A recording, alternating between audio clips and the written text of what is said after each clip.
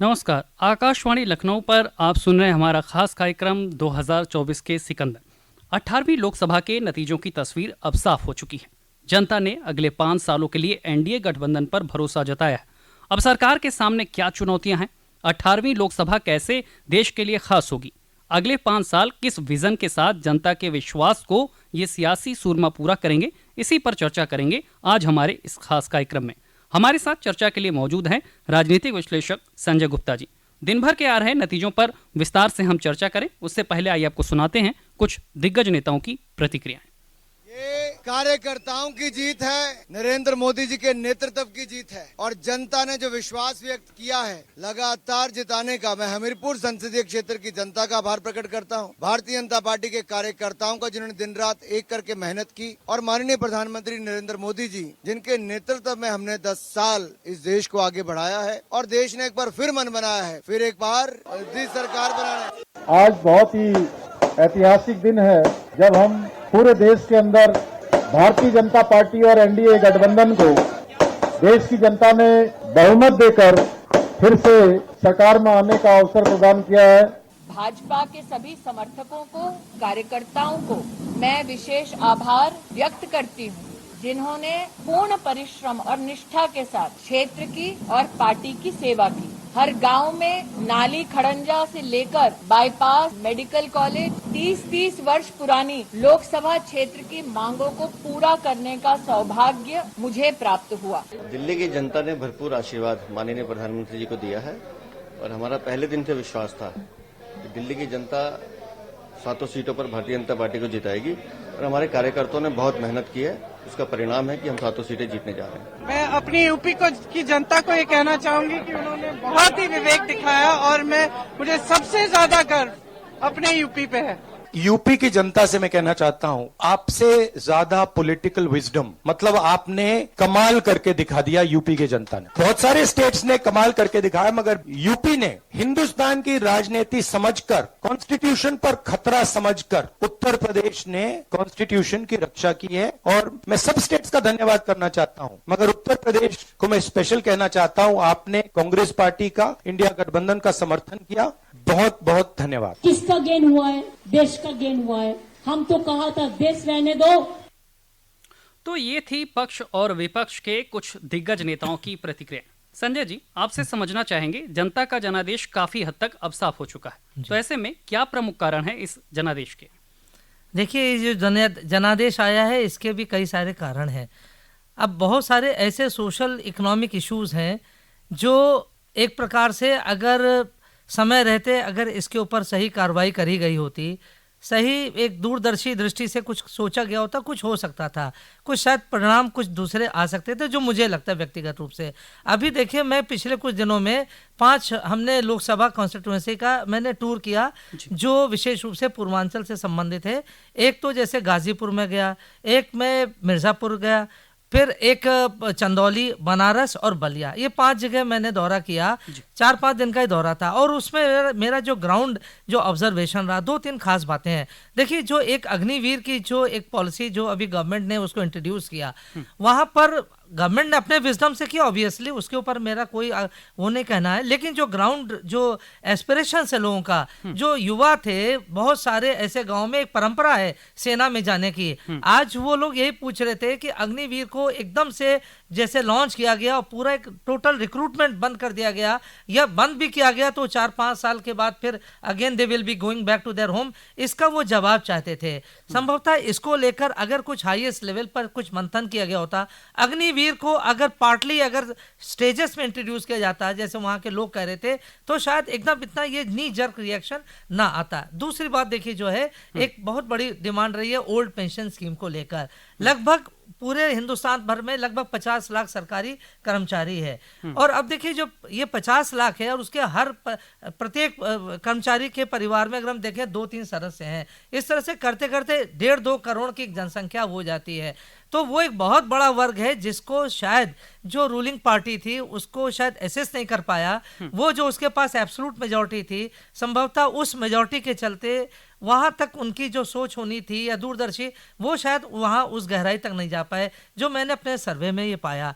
तीसरी बात जो है कि वो ये कि जो पार्टी ऑर्गेनाइजेशन की तरफ से अगर देखा जाए, जो बीजेपी का जो कैडर था, वो जो एकदम ग्रास रूट जो एक रियलिटी है, वहाँ तक शायद कनेक्टिविटी अब उतनी नहीं दिख रही है।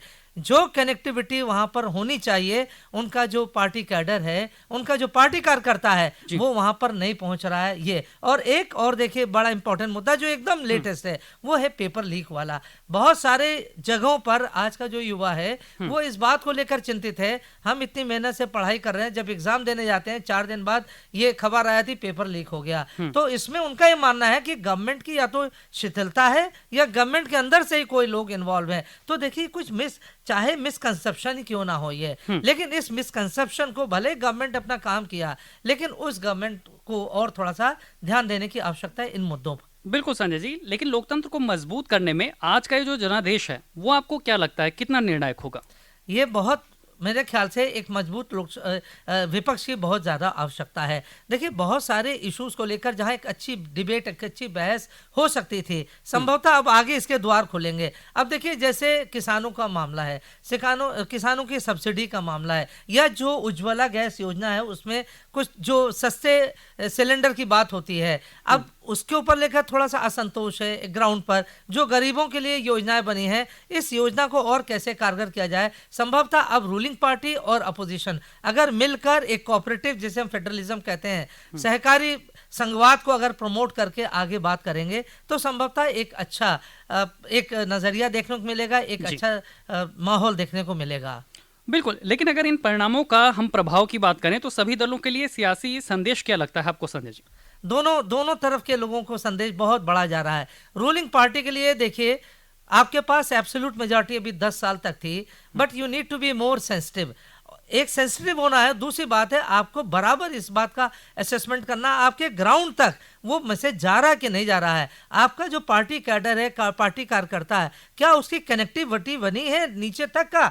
बहुत सारे जगह पर मुझे खुद देखने को मिला, लोग कह रहे हैं कि यहाँ पर कोई नहीं आ रहा है, ना सरकारी अधिकारी हमारी जांच पड़ताल मतलब हमारी सुर लेने आते हैं, ना इनके पार्टी कार्यकर्ता आते हैं। तो एक ये तो रूलिंग पार्टी के लिए। अपोजिशन के लिए ये है कि अब उसको थोड़ा सा अब जिम्मेदारी अब उसके ऊपर बहुत ज्यादा आ गई है। उसको देखना है कि संसद में हंगामा मचाने की जगह अगर वो कंस्ट्रक्टिव अगर एजेंडा लेकर आती है और गवर्नमेंट के साथ अगर नेक एंड नेक अगर उसके ऊपर डिस्कशन होता है, वॉकआउट और विरोध और हंगामे वाली अगर स्थिति कम होती है, और कोई एक निश्चित रूप से अगर रोड मैप अगर बना पाए, जो रूलिंग पार्टी होगी और अपोजिशन होगा, इससे हमारा देश मजबूत होगा और लोकतंत्र भी मजबूत होगा। तो दोनों जनों को, दोनों पक्षों को बहुत रिस्पॉन्सिबल अब होकर काम करने की आवश्यकता है। यही भारत की जनता चाहती है। बिल्कुल, 2019 के मुकाबले अगर विपक्ष को देखें हम, तो इस बार 140 सीटों का फायदा मिला, पर यह आंकड़ा सरकार बनाने के लिए पर्याप्त नहीं है।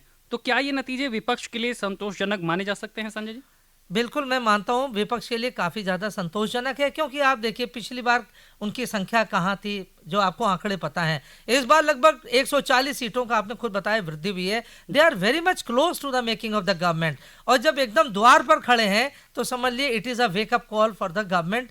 जो अभी बीजेपी अगर गवर्नमेंट बनाती है उसके लिए वेकअप कॉल है ये कि अब उसको सुधर जाना चाहिए। और साथ ही साथ जो विपक्ष है उसके लिए तो बहुत बड़ी अचीवमेंट है, अचीवमेंट इन द सेंस कि 10 साल से जो उसके पास एक सूखा एक वाली स्थिति आ गई थी, वो उसको वो चीज देखने को अब उस स्थिति से बाहर आ गए हैं। Now they are in the race, now they are in the competition, now they are in the contention. और ये बहुत बड़ा संदेश है पूरे सभी के लिए, पूरी जनता के लिए भी है, पूरे राष्ट्र के लिए भी है। बिल्कुल संजय जी, चर्चा का सिलसिला जारी रखेंगे, लेकिन इस बीच हमारे पास एक ब्रेकिंग न्यूज आ रही है।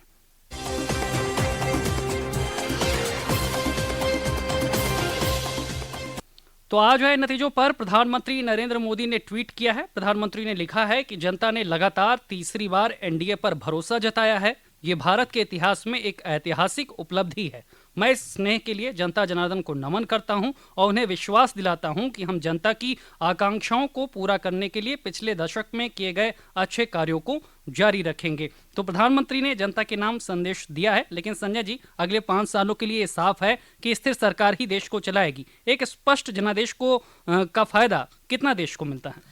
स्पष्ट जनादेश होता है, बहुत अच्छा होता है। इस बार भी जनादेश है, अच्छा जनादेश है, रूलिंग पार्टी के लिए अच्छा जनादेश है। लेकिन अगर ये 272 तक अगर ये टच कर जाते हैं तब शायद एक जो सॉलिड जो मेजॉरिटी होती है अपने दम पर सरकार बनाने वाली, वो चीज़ अब नहीं हो पाएगी। और साथ में अब चूंकि एक हम लोग देख चुके हैं 90 से 2000 तक का एक कोलिशन का एरा था, लगभग अब फिर कुछ ना कुछ कोलिशन रिवाइव हो रहा है। और कोलिशन की पॉलिटिक्स होती है, उसमें बहुत ज़्यादा केयरफुली चलना होता है, सारे दलों को लेकर चलना होता है।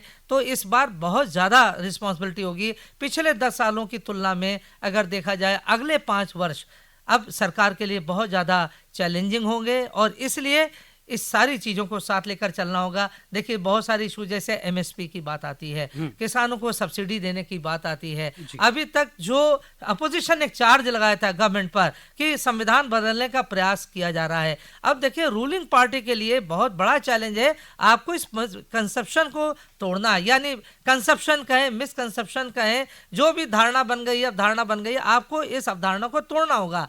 आपने खुद बताया, देखिए बीएसपी का लगभग 50% जो कैडर था, it has shifted somewhere to the opposition group. तो अब देखिए जो शिफ्ट हो रहा है, अभी तक ये फिनोमेना देखा नहीं गया था, लेकिन अब ये जो नया अभी तक माना जाता है कि सुश्री मायावती का जो वोट बैंक था 20% था, बिल्कुल मोनोलिथिक सॉलिड वोट था। ये पहली बार है कि देखिए 50% वोट उधर उस साइड चला गया। इसका मतलब है ये गंभीर एक चेतावनी है रूलिंग पार्टी के लिए। उसको अगर इस प्रकार का कंसेप्शन डेवलप हो रहा, आपको दूर करना होगा। ज्यादा अब गरीबों पर या आपके लिए ग्रास रूट पॉलिटिक्स पर आपको फोकस करना होगा। जो अभी तक इंफ्रास्ट्रक्चर, हाईवेज है ना, रेलवेज, ये भी बहुत जरूरी है, लेकिन साथ साथ उस वर्ग को भी लेकर चलना होगा जहां से लोकतंत्र को मजबूती मिलती है। बिल्कुल।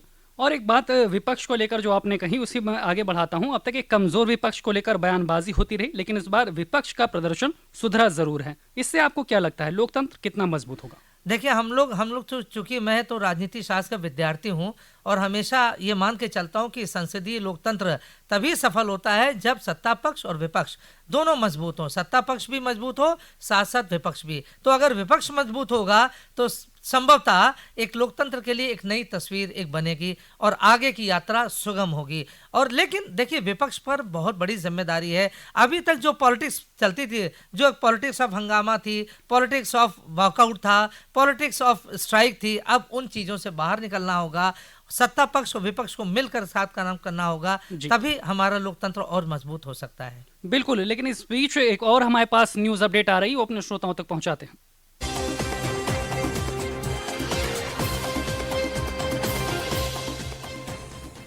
तो गृह मंत्री अमित शाह ने ट्वीट कर उन्होंने कहा है कि एनडीए की ये जीत बीते 10 सालों में मोदी जी ने जिस तरह देश के गरीबों, महिलाओं, पिछड़ों, वंचितों और युवाओं के सपनों को साकार करने के लिए पुरुषार्थ किया है, उसके लिए जनता का आशीर्वाद है। इस जीत के लिए प्रधानमंत्री श्री नरेंद्र मोदी जी को बधाई देता हूं। बधाई का सिलसिला यहां पर जारी है इस जीत के बाद। लेकिन संजय जी, आपसे समझना चाहेंगे, एक स्पष्ट जनादेश वाली जब सरकार बनती है तो इसका पूरी दुनिया भर में क्या संदेश जाता है?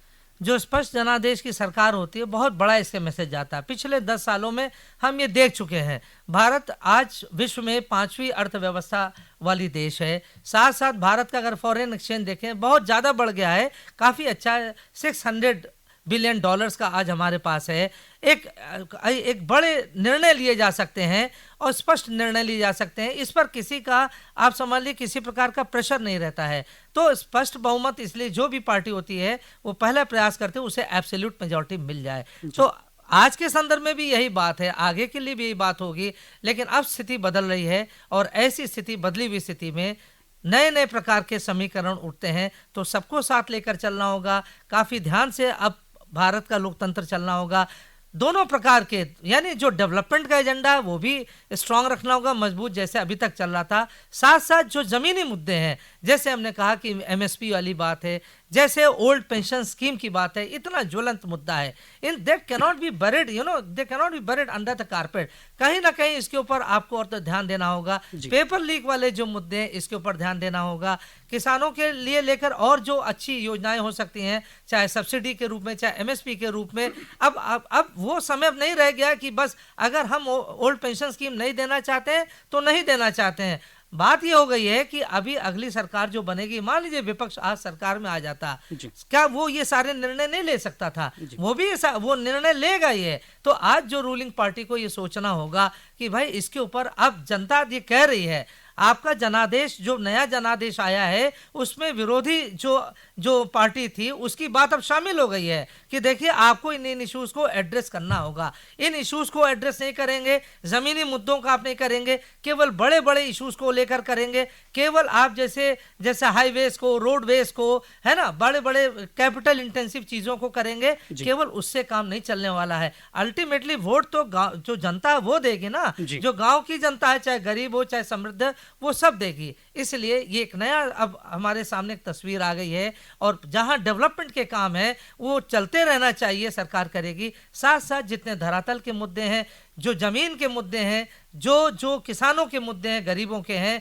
कृषकों किसानों को हैं, अब उस पर जिसे हम कहते हैं एक नया फोकस होने की आवश्यकता है, एक नई अप्रोच, नई पहल करने की आवश्यकता है। अब हठ धर्मिता से काम नहीं चल पाएगा कि हम नहीं देंगे तो नहीं देंगे। अब कहीं ना कहीं फ्लेक्सिबिलिटी अपनानी होगी, आपको अपने अप्रोच में कुछ बदलाव करना होगा। ये जनादेश है ना, तो जनादेश जो आया है वो मांग कर रहा है there needs to be more space for the downtroddens, more space for the disadvantage group.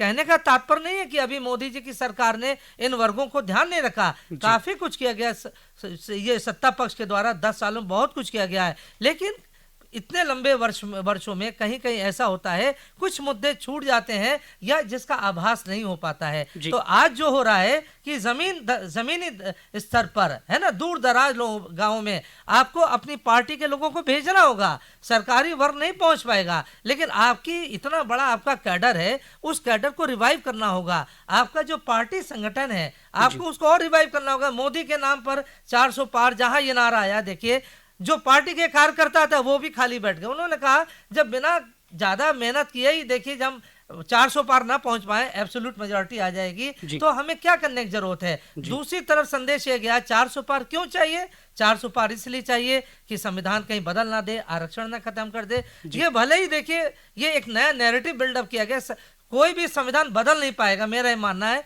मैं राजनीति शास्त्र का विद्यार्थी हूं और सुप्रीम कोर्ट जो ताकत हमारे पास, वो सुप्रीम कोर्ट के चलते संविधान कोई नहीं बदल सकता, ये तो निश्चित रूप से तय है, चाहे कोई भी नैरेटिव चला जाए। लेकिन जब नैरेटिव चल जाता है तो उसका दुष्प्रभाव ये होता है कि जो चीज नहीं भी है हो सकती है वो भी वास्तव में सही लगने लगती है, और वो इतनी सही प्रतीत होती है कि जो आज का जनादेश आया रूलिंग पार्टी के अगेंस्ट काफी कुछ चला गया, ये इसका एक जो गलत नैरेटिव हो जाता है ये उसका प्रभाव पड़ता है। तो आज सरकार को इस नैरेटिव को बदलना होगा, साथ साथ उसको फोकस करना होगा जमीनी धरातल पर, जमीनी स्तर पर पार्टी कैडर को रिवाइव करना होगा। सब कुछ मोदी पर, सब कुछ योगी पर नहीं, सरकार यूं ही नहीं चल पाएगी। सरकार तो सबके सहयोग से, पूरे रैंक एंड फाइल के कैडर के कार्यकर्ता सबके सहयोग से चलेगी। बिल्कुल। चुनाव आयोग द्वारा जारी किए गए अब तक के आंकड़ों की भी बात करें संजय जी, तो एनडीए को 290 सीटों पर बढ़त मिल चुकी है, वहीं इंडिया गठबंधन को 234 सीटों पर बढ़त मिली है।